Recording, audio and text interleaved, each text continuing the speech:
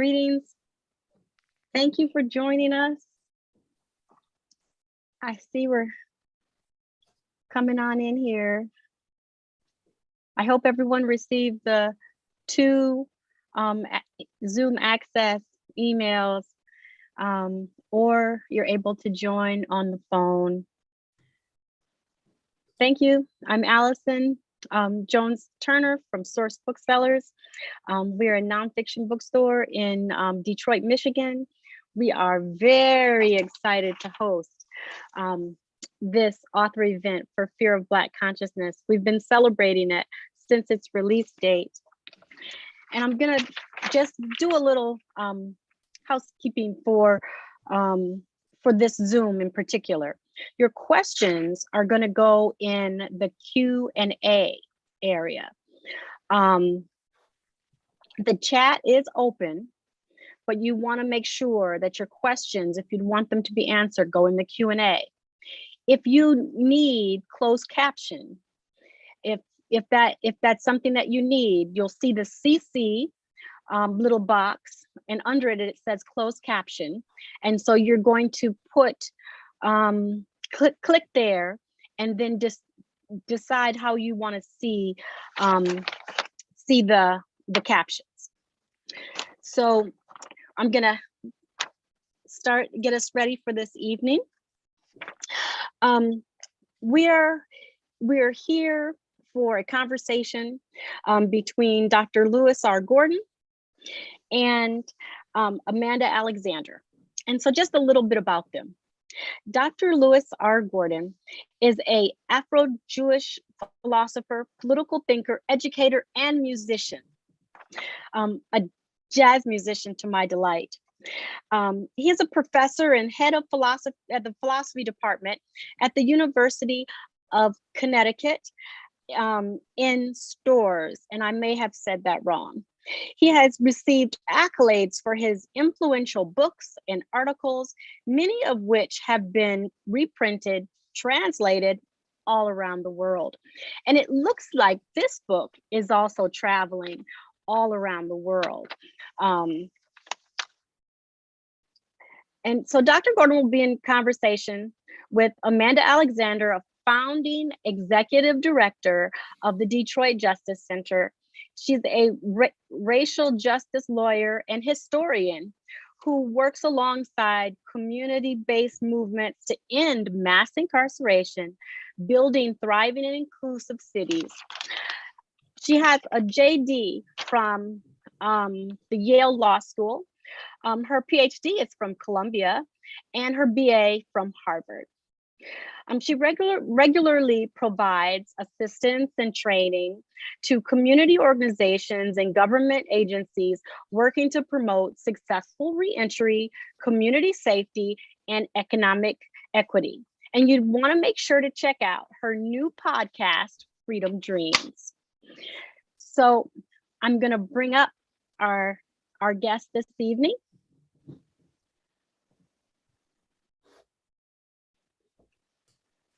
Thank you, Allison. Thank you for being with us. I'm excited to start listening. Thank you, Allison. Thank you so much. Hello, Lewis. Hello, Amanda. And congratulations, Amanda. Thank you. And for folks who are curious about why I'm saying congratulations to Amanda is this year's Frantz Fanon Outstanding Activist Intellectual Scholar and Young Scholar Award winner from the Caribbean Philosophical Association. So Mazel Tov, Dua Neter, which is the ancient East African language of Medu Neter, which means the same thing. Congratulations.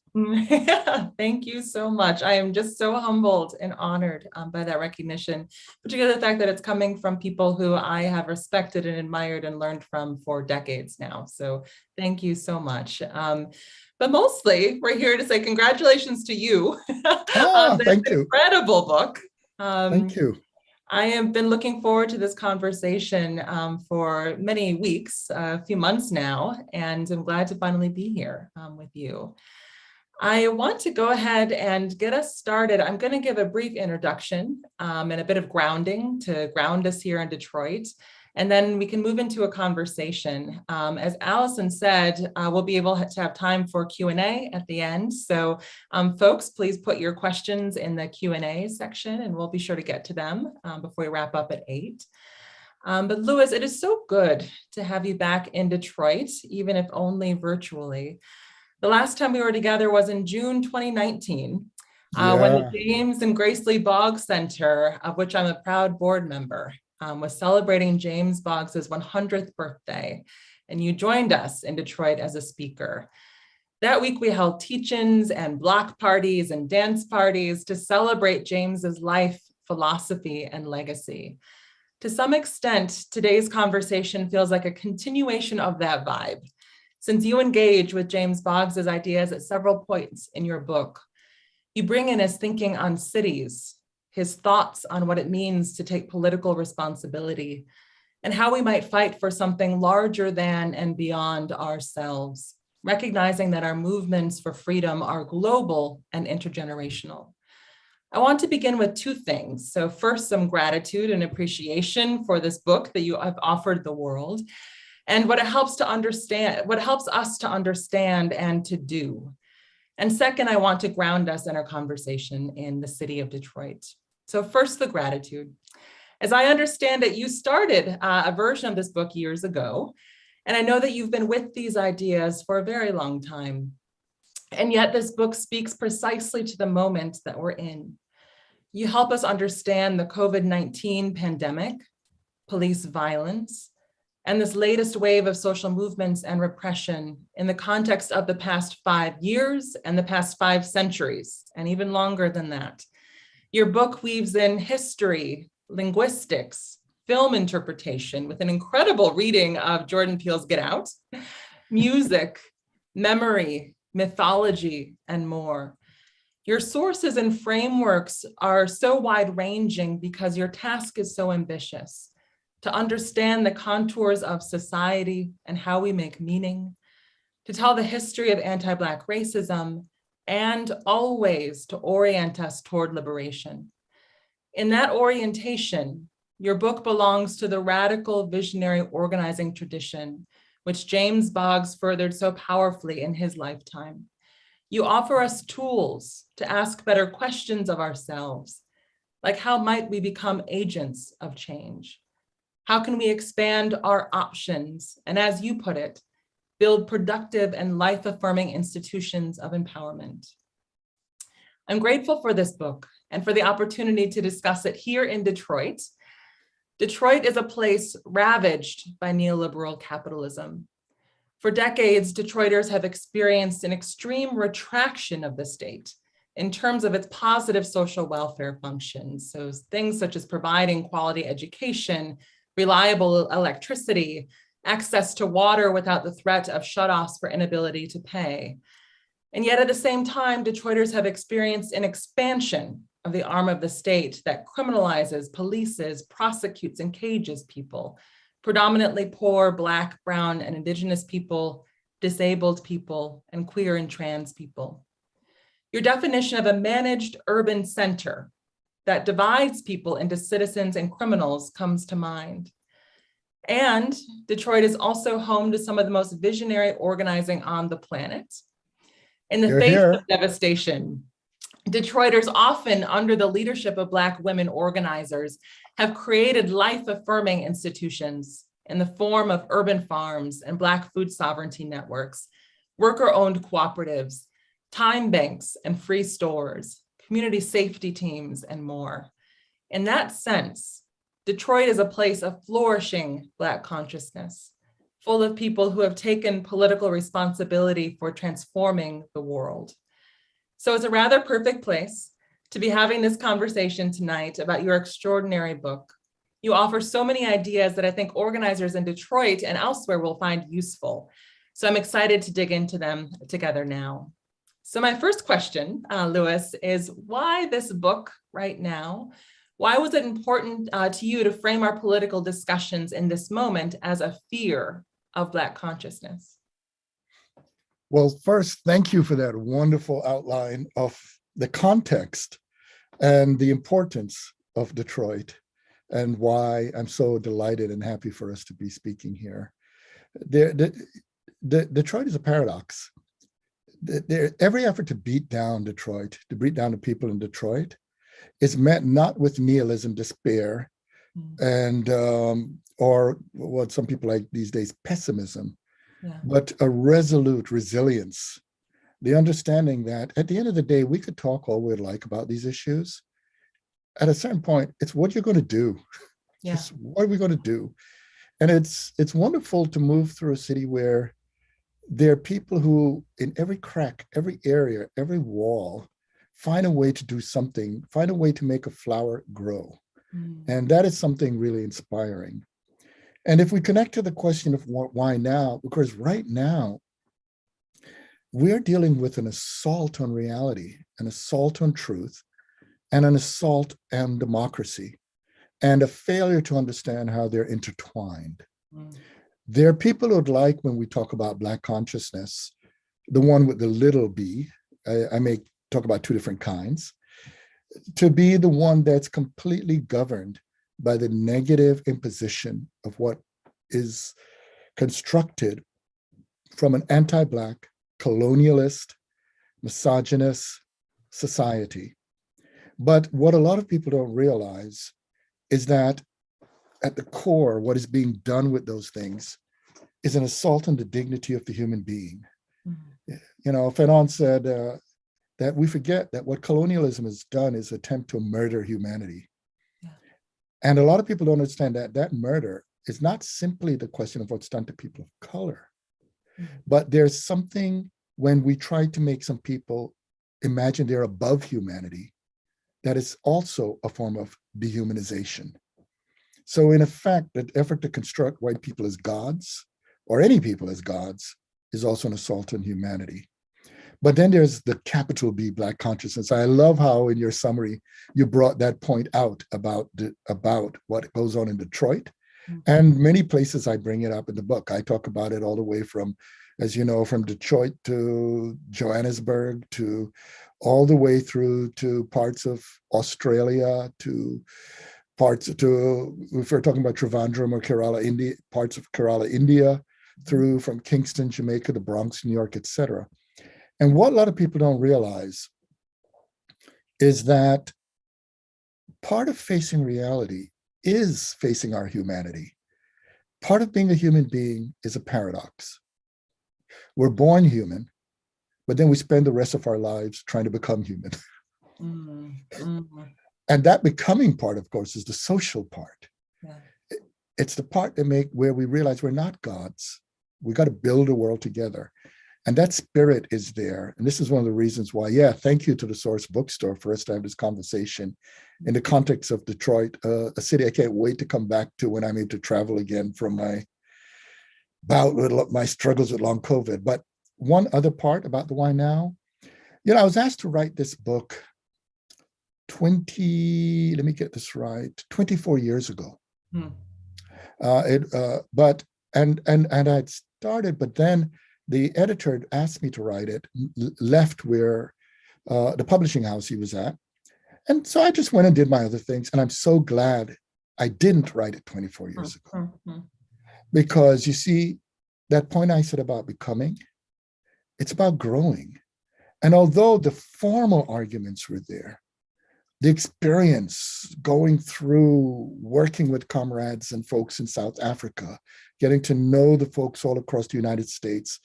I've been fortunate enough to have been everywhere from coal miner country in the Appalachian Mountains, all the way through to the Andes Mountains, through to, as I bring up in the book, the outback of Australia, through all these with folks in Soweto, etc.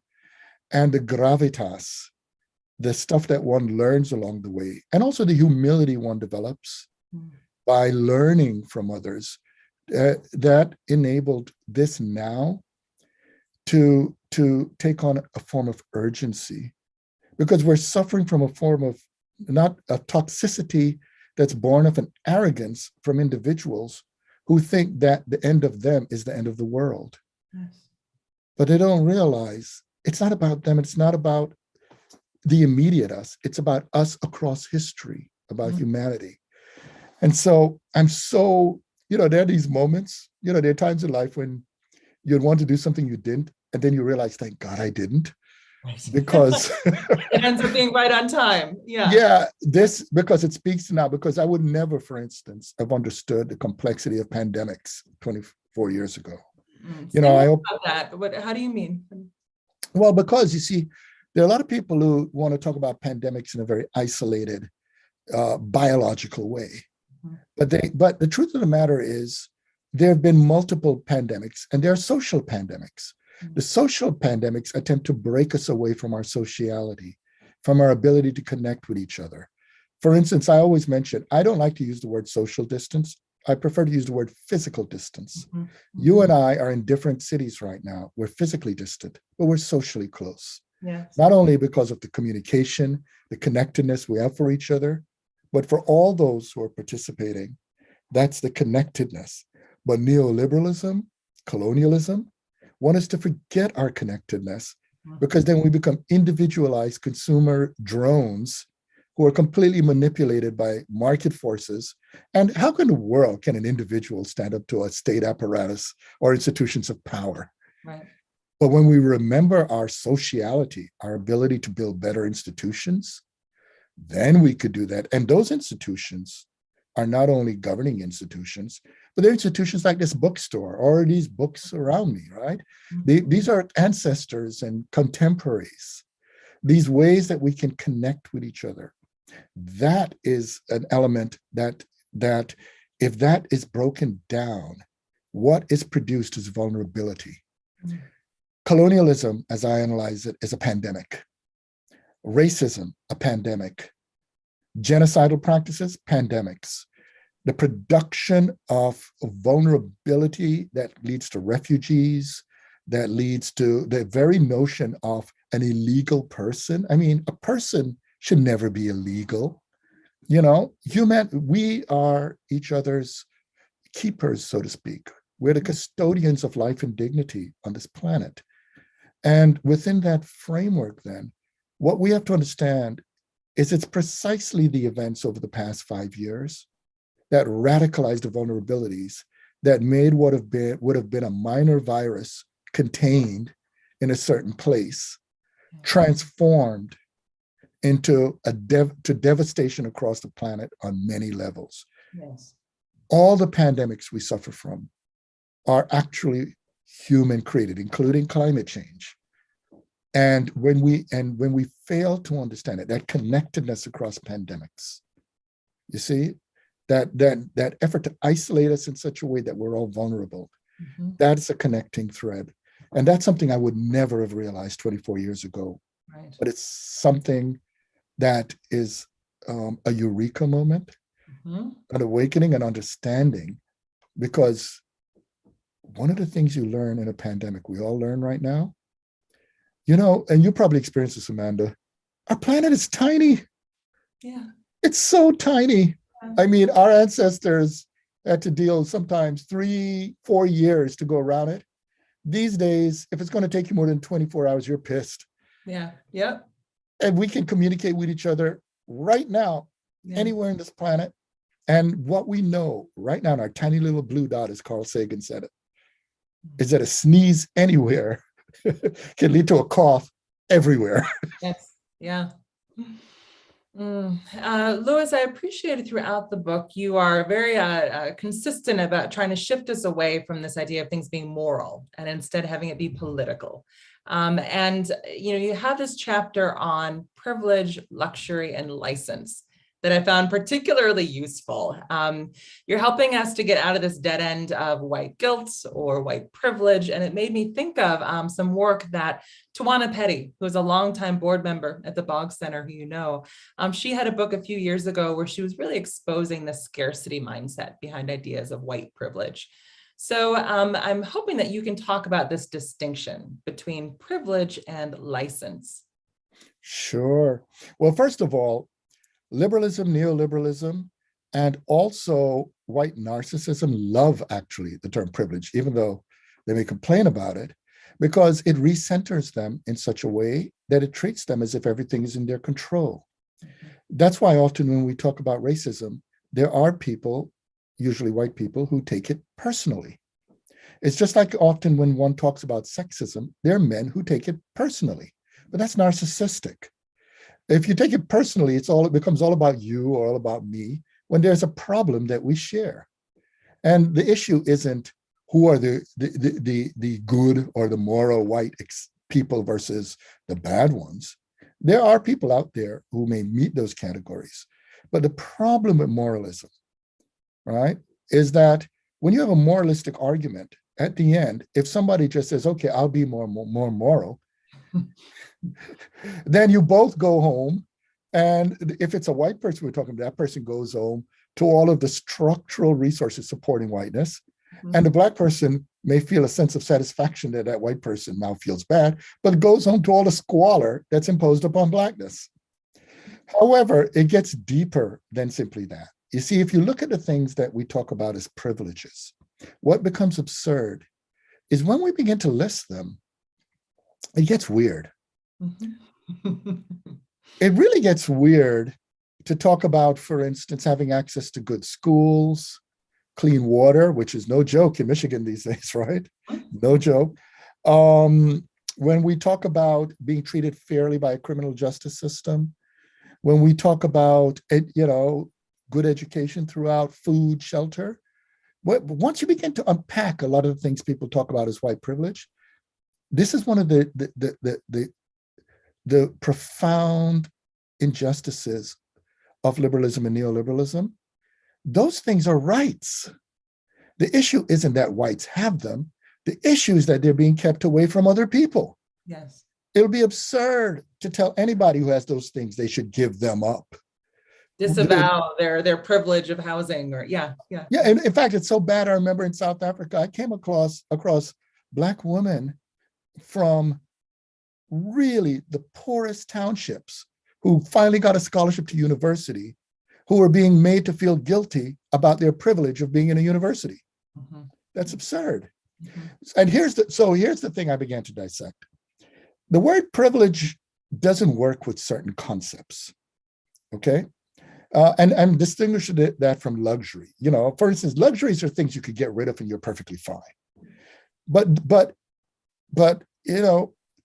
privilege, there's certain things you don't have the privilege of. You shouldn't ever have the privilege to rape, maim, murder, the privilege to go in vigilante groups, and collect up people. No, those are wrongs. So it struck me that the language is problematic here. Because the problem is it doesn't connect to the notion of supremacy, and it doesn't connect to the notion of anti-Black racism. They're two different things, white supremacy and anti-Black racism, and a lot of people don't get this. But let's start with white supremacy. When you have access to doing something with no accountability, it is moved out of the realm of privilege into the realm of license. Now, what do I mean? If you think of like a James Bond movie, no one says James Bond has the privilege to kill. It makes no sense. James Bond has the license to kill. Now, think about it. In this country's history, there have been lynchings of thousands of white people who have basically butchered the bodies of women and men. As Angela Davis pointed out, 40% of the lynchings were Black women. A lot of people don't pay attention to this. And in these lynchings, they pose for the picture, so we know who the perpetrators were. Right. And they're perfectly fine. Because you see, that's a sign where their whiteness functions as impunity to accountability. Now, here's the thing. If you focus on the privilege argument, the moralistic argument, then you're busy trying to save people's souls, et cetera, but you're not changing the institutions of power. Now, if you want to change institutions of power, people have to be able to do something. Now, let's pick the license example. No matter what your race is, you may take the position that no human being should have a license to do whatever he, she, or they want to other human beings. So that means even if you have been granted that license, you can collaborate with, you can join a coalition of people who don't have the license to build a world in which nobody has that license. That is political. Political acts transform power.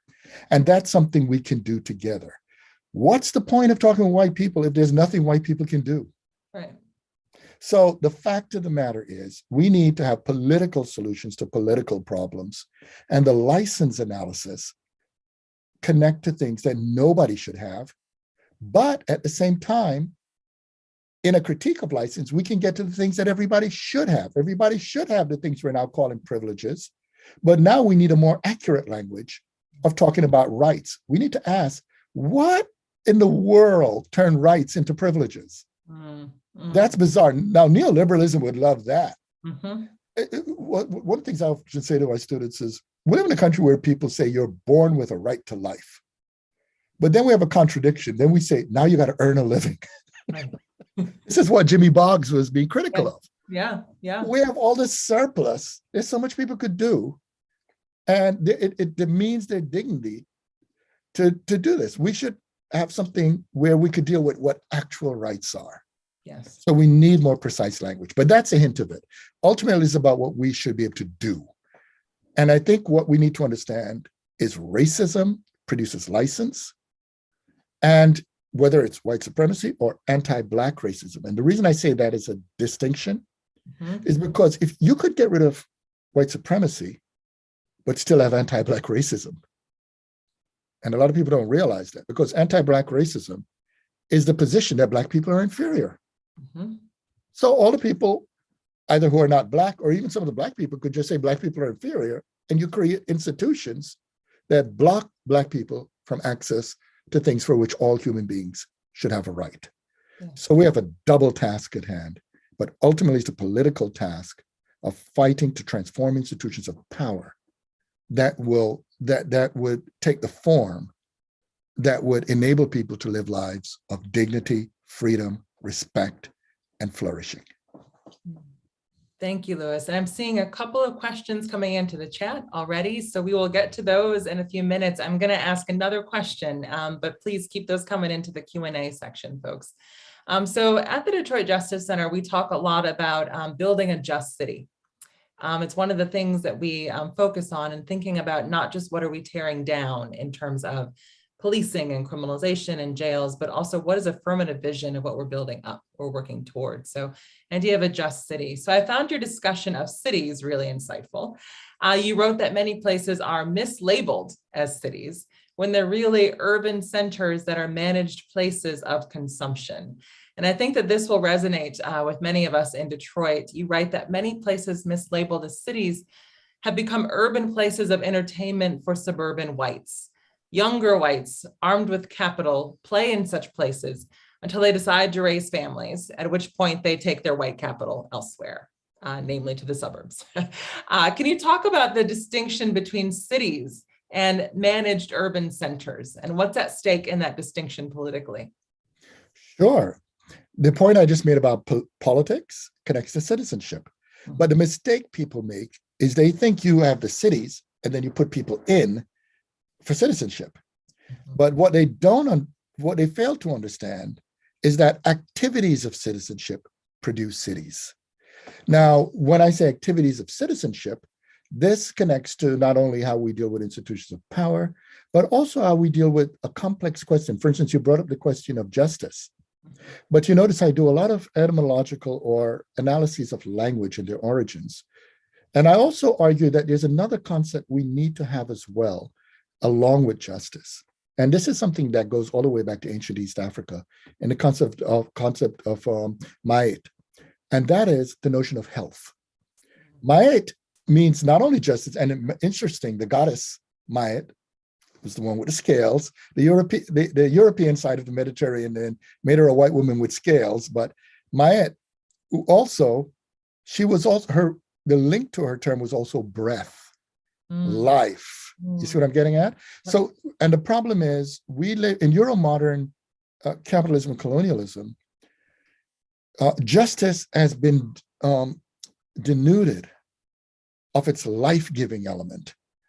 into a purely formalistic procedural element. Yeah, yeah. And this is one of the reasons why people could claim justice has been met when people are being screwed over. Right.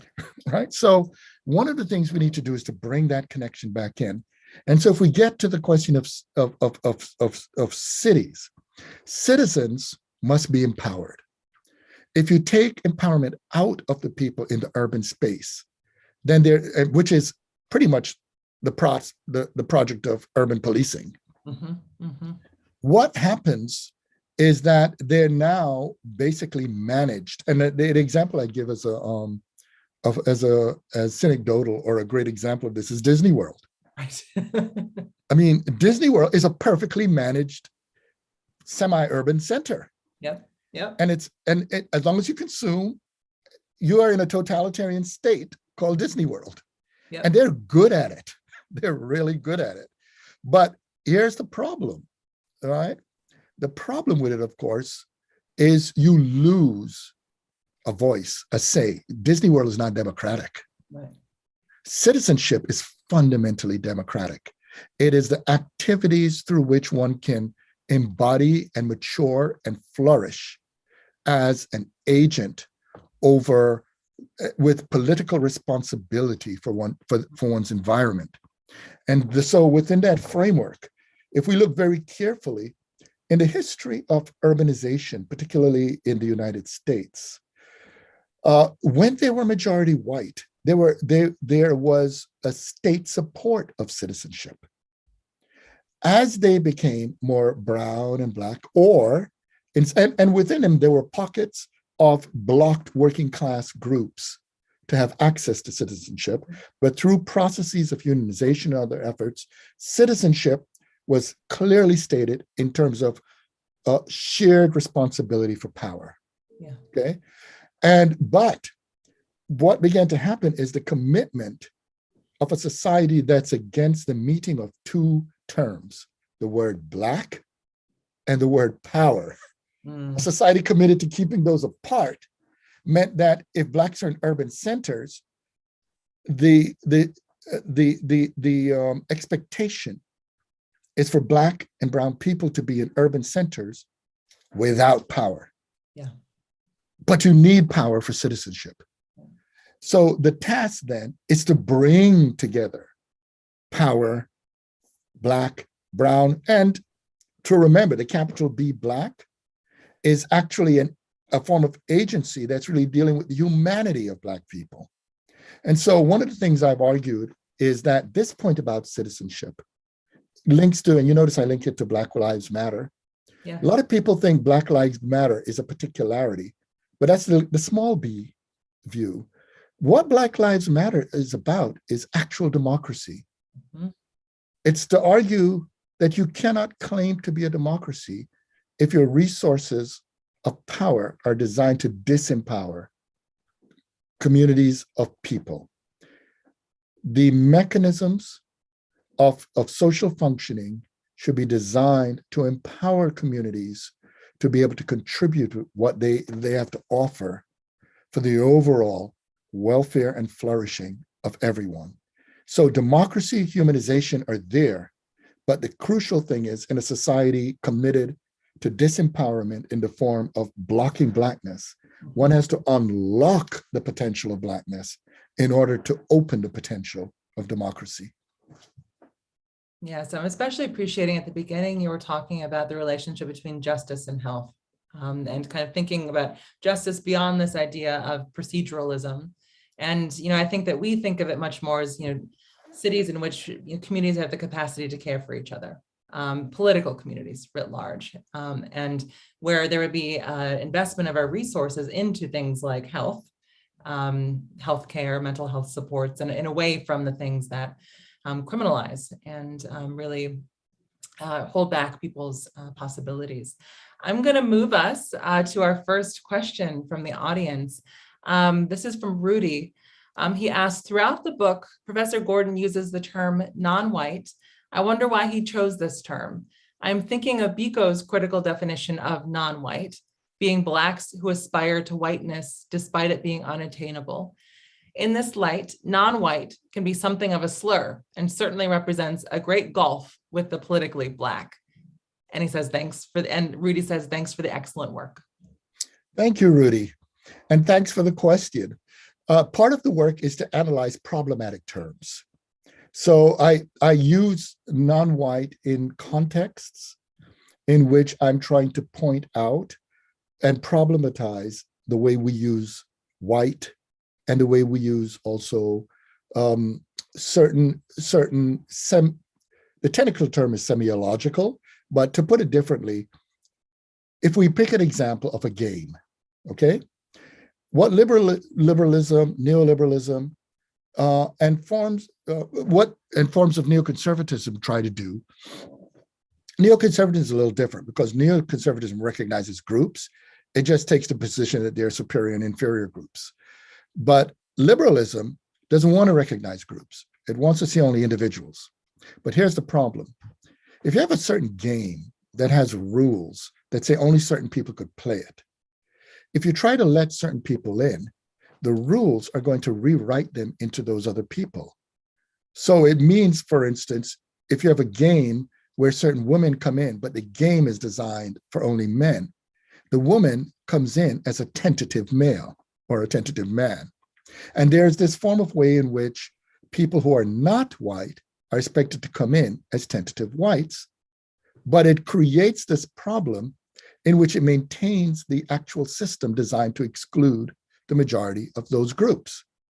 So it is possible to change the players, but not the game, when the objective, if we go back to our political discussion, is to change the game. And if you think about it, one of the ways you change the game is to rethink how we think the categories. So if we come back to the non-white or Black, et cetera, the old categories try to define people in such a way that a human being can be what he, she, or they are by themselves. But that's not what a human being is at all. In fact, technically speaking, a human being is not a thing. A human being is an activity. In fact, there are limits in our language because in many languages, being a human being is what you do. It's not simply what you are. So if we think about what you do, if you enter the game, if a human being is a relationship, then a woman entering the game as a relationship demands a new relationship, which means a different game. And if the historically excluded people come in as new relationships, it means we have to change the game.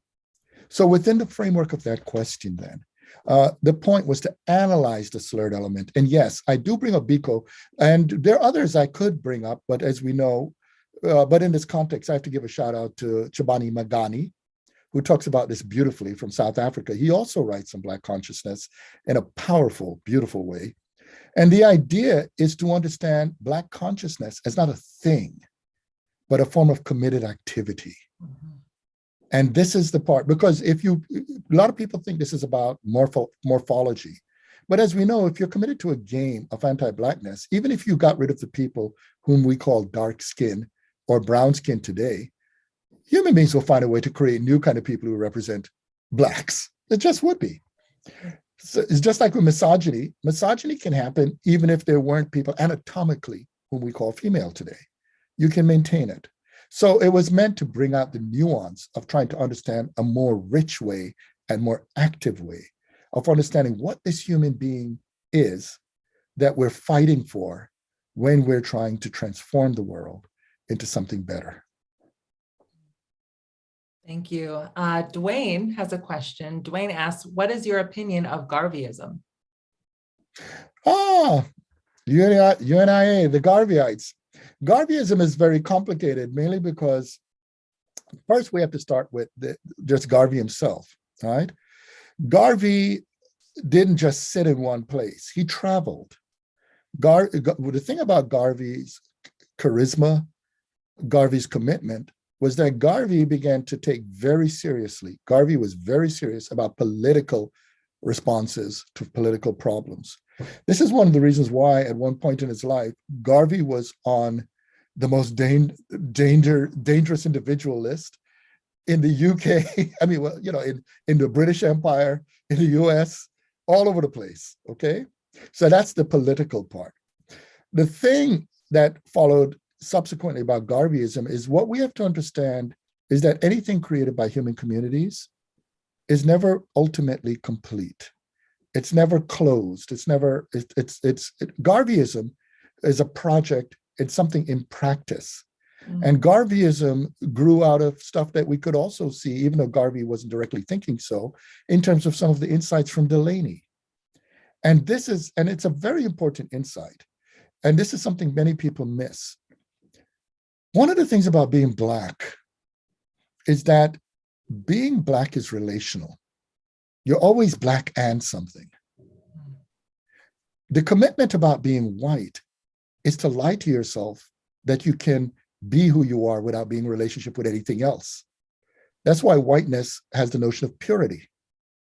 Now, once we understand that, we begin to understand why Garveyism, for instance, at one point, would appeal even to the Japanese. There's an extent to which Garveyism was constantly thinking in a more international global framework. The moment you begin to do that, you begin to understand an insight that I bring up in the book. And the insight is this. A big mistake many people make wherever they go is they think their version is the version. So the United States, people think their Blacks are the Blacks. Same thing in South Africa, same thing in the UK, same thing, but it's not just there. It's the same thing when we talk about Jews.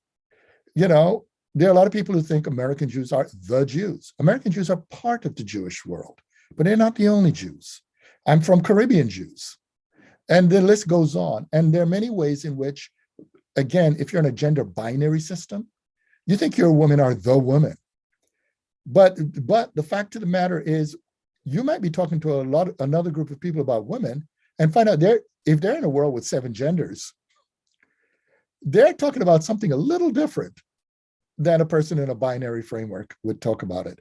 So part of it is to enrich it. And one of the things about Garveyism, though, is what I will add to there is Garveyism has a fundamental ethic that we have to take very seriously.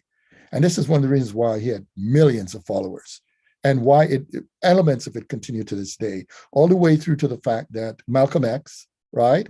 El-Malik al-Shabazz, his parents met through Garveyism. But they were connected, right? Because his mother was from Grenada. And what that is this. At the end of the day, we could say a lot of things, but Garveyism comes down to say, look, Black people, respect yourself. That may sound banal, but it's a serious thing. You cannot really do much in the world if you don't respect the value of what you're doing. And we got to give it to them. The Garveyites were doers. Yes. There's a question from Mikkel. The question is, I watched your interview with Hortense Spillers about Afropessimism.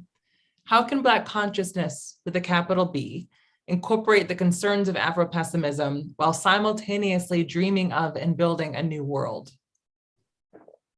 Well, the problem I have with Afropessimism is that it's locked into lowercase b Black. It ontologizes Blackness. It makes it complete and absolute.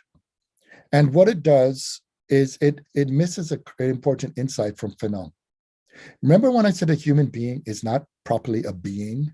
We're not really a thing? What Afropessimists read Fanon as saying when he said Blacks are in the zone of non-being is to argue, to make the next move, that Blacks are not human. But that is absolutely false. Fanon's critique was that in trying to make themselves into being, and there's a kind of deification of whiteness that actually makes white supremacy inhuman. In fact, it makes the attack on Black people, because Black people are actually exemplifying what is being avoided or evaded in white supremacy, which is that human beings are not being. That means that Black people are being attacked for our humanity. Now, this is a crucial point, because you're really lost if you're ashamed of what makes you a human being. And if you're going to treat your Blackness as if it's somehow something that's a trap. So this is where I talk about Black melancholia, and I also talk about potentiated double consciousness. But to make it plain, it's this. A big mistake many people make is that they think political action requires knowing the outcome before the performance. But most political action is a commitment to action through the humility of making the decision. It's not about you. Mm. Like when you came back to Detroit, Amanda, you didn't know what was going to happen. You just knew your commitments. You're going to do your best. Yeah. You did not know the various groups, institutes, functions you would be with. When Grace Lee Boggs and Jimmy Boggs were there, right, when we go to the Boggs Center, they didn't know. They came with a particular set of commitments. Mm-hmm. And when those commitments were in counterproductive situations, they asked why, and they thought through other ways to act. Yeah. So, and I call that commitment. And this is something may surprise some people, but I actually argue that real committed political action is premised upon radical love. The problem with the narcissistic model, is it's based on the idea that you could only love people who look like you, are like you, but ultimately the only people who could be exactly like you ultimately becomes yourself. But the truth of the matter is, non-narcissistic love is a commitment to the freedom of others with the right not to be like you. Mm-hmm. And if you think about it, if you do real political action, it means the people who are going to inherit the consequences of your action will be people you'll never know. And they're people who have the right to live a life that is going to be best suited for them. So this kind of understanding is something that I see missing in Afropessimism. And that part of that is because there are rhetorical phrases that some people like. They love to say things like, well, you got to burn it down and all this kind of stuff. But, it's easy to burn things down. In fact, I call that moral laziness and political laziness. It's really easy. It's harder to build things up. And commitment, love, that's required to build things. It's really easy to tear things down. And I see that as a real insight in people like from Audre Lorde, all the way through to the Sisters in Black Lives Matter. They put in the time, the work. And I see it all the way back to what I talk about in the book when I look at some of the people whose name most people don't know, but I say their names, like Harriet Bailey. There's so many ancestors who, if it weren't for their actions, for their love, for their commitment, we wouldn't be able to do squat. Mm-hmm. And all we are facing right now is our turn to think beyond the notion of the immediate to the commitment for what is ultimately greater than ourselves. Thank you. Earl has a question. What are some concrete ways we can change the institutions of power? Okay, so we're getting down to the pragmatic nitty-gritty stuff. So this is where the political activist side of us come out, right? Well, first thing we have to begin with. There are times, you have these conversations where people say we ought to do or we ought to have X or Y. And you notice some of the people who bring it up, then they get quiet and they look to the side for somebody else to do it. Usually when you think there's something that needs to be done, that's life calling you to do something. So that's the first step. Now, the second step, this is the humility step. If you're going to do something, you have to remember you're not a God. If you're going to do something, you have to do your part. It's communities who build things. And so concrete ways are going to be connected to, for instance, very practical questions of how we set up short-term plans, longer plans, long-term plans. If you start climbing a mountain by looking at the top, you may say, maybe tomorrow. But if you start climbing a mountain by looking at the first step, the second step, the next steps, and along the way, you may find the journey is so rich and so fulfilling that along the way, some people may decide to build ponds, look along the way, grow fruits and trees. And then one day you may find yourself on the top of the mountain, but you may find, being on the top of the mountain is pretty empty. It was actually pretty cool, the journey with all those communities coming up. And then you realize you had a false consciousness thinking about the top, that it may be something else at work. So very practical things. First, work with people who actually do what they say they're going to do. There are a lot of people who make grandiose claims, but I'd rather work with a person who says, I'm going to do a series of small things, and every time I meet them, done. Yeah. Because you know what happens when a lot of small things get done? A very big thing gets achieved. So that's one. These are the kind of things that Grace Lee Boggs, Jimmy Boggs, many others, people like yourself, why we're acknowledging what you do, but there are many others. But the other thing is, it's not only those of us who are activists building institutions. You know, I grew up in communities with custodial workers, with hospital care workers, with people who are maids and so forth. And the way we think of these people is very misguided. One of the brilliant organizers I knew is my mother, who was a clerical hospital worker, was a little woman, 5'2", that a lot of people wouldn't realize was just changing the environment she was in. And another way to think about it is our enslaved ancestors. I always have to remind people that a lot of the people enslaved from Africa and a lot of the indigenous people enslaved here, they were not brute, blind labor. They were skilled labor. The riches that we see in this country are a function of the gifts they brought. That shows their actions are consequential. It's just that those who are benefiting from their actions are narrow in terms of scope.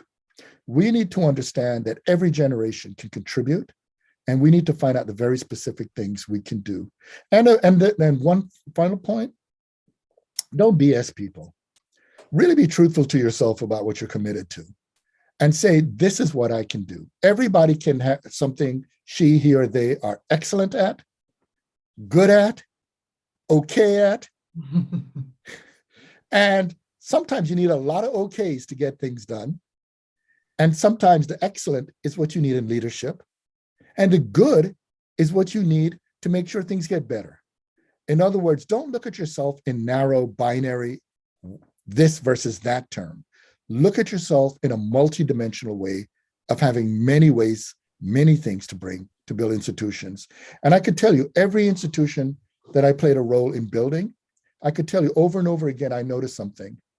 In the beginning, we said, man, this is going to take 10, 15 years. And then suddenly we find ourselves 2-3 years later saying, what happened? Why did it work? You know, and that's what I'm saying. You don't know the outcome before the performance. So focus on your commitment and bring your multiple dimensions to the table. Thank you for that. And the thing that I always like to stress is that when it comes to changing the institutions of power, there are so many people already doing it. And so wherever you are, finding people who are already doing the work of organizing and building and figuring out what is your way to plug in. Thank you, Louis. There's Pamela is saying, for the organizers, I want to experience this again. I feel you, Pamela. Will this be available to access or purchase? So much wonderful everything to process at one time. Thank you, Pamela. Yeah, and so I know an answer to that is that I think that this YouTube will be available online, but we're also going to be playing it as a special episode of the Freedom Dreams podcast soon. So there are a couple ways that it'll be lasting for people to access and for free. One last question. This is nice. Debbie says, thank you for your work and presentation, Professor Gordon. Who is the woman in the painting? That's Frida Kahlo. Yeah, that's I love Frida. I mean, we have Frida all over. There are a lot of people. There are Fanon paintings all over the place. Frida Kahlo. When I'm upstairs, if you see some of the other things I do, my daughter Sula is an artist. We have a lot of her paintings. We have paintings by Paula Wilson and quite a few others. But we have a house of artists and on many levels, musicians, painters, and I also cook. So I normally, pre-COVID, would have a lot of people over. We cook up a lot of food. They bring paintings. We have jam sessions in the living room. In other words, a lot of the stuff I'm saying about flourishing, living in health, this is the way humanity historically lived. And we're living in a world that tries to compartmentalize us in such a way that we fail to see our broader connectedness. But as you could see, well, I'd have to walk you around, but those, by the way, that's the British edition, that's the Penguin edition, and that's the US edition. And in addition, very different and equally gorgeous covers. Equally gorgeous. I've got to give a shout out to the artist. You know, Nakim, a Korean American artist who did the cover for the American edition, and Simi Abe, she did the the UK edition, and I'm looking forward to seeing the German and Portuguese and the others. But in some of the other things, we show the different artwork. But that is Frida Kahlo, because Frida Kahlo is a goddess. Mm. And I'm using it in the good sense, a human being who's generative. And if she were, and she went to Detroit, you already know about her in Diego, the artwork there. So in a way, it's appropriate because she spiritually is giving you a shout out, all of you. Mm. Thank you so much, Louis. And there's so much gratitude in the chat that's pouring in. I feel lucky to have been in conversation with you tonight. It always fills me up to be with you and to just hear what you have to say. So thank you for being with us and letting us celebrate the book with you tonight. Thank you, Amanda. And thank you, Source Bookstores and the Well, audience. I want to thank you both for the wonderful conversation. So much to think about, so many reasons to read the book. Also, I want to thank everyone that's joined us, whether they jumped on the YouTube really quickly or sat with us for the whole hour of this great event. We have copies of Fear of Black Consciousness at Source Booksellers in store and online.